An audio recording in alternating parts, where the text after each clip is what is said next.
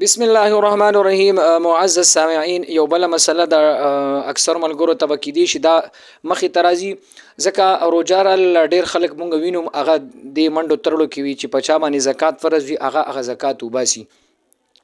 نو مسله دا ډیر ملګری اکثر کنفیوز وي چې آیا مثال په 1 لک کې 100 روپۍ زکات یا به د خپل مال نه د زکات څنګه وباسو. دا خورته معلومه ده چې په سلويختو کې 1 روپۍ ده. نو ډیر ملګری د باره کې معلومات کوي. نو دا اکلیپ د اغوی د پاره دی محترمو. 1 لک روپو پسې 2.5 روپۍ زکات دی. اسانه فارموله ز تاسو ته خیم. چا سره چې څومره هم سرمایه وي څومره رأس المال وي څومره نقد پیسې ور سره وي دا ټول پیسې په کالکولیټر باندې جمع کی او په 40 به تقسیم کی. په 40 چې تقسیم کی چې کومه هنست راشي دا د دې د غمالیت او د پیسو نه غ زکات دی. نو ډیر ملګری کنفیوز وي چې مثال 100 روپۍ په 1 لک کې سودی په 1000 روپو کې سودی. نو کتا سو ګوري په 1000 تقسیم 40 وهي 25 روپۍ راځي او 1 لک تقسیم 40 وهي نو 2.5 روپۍ راځي.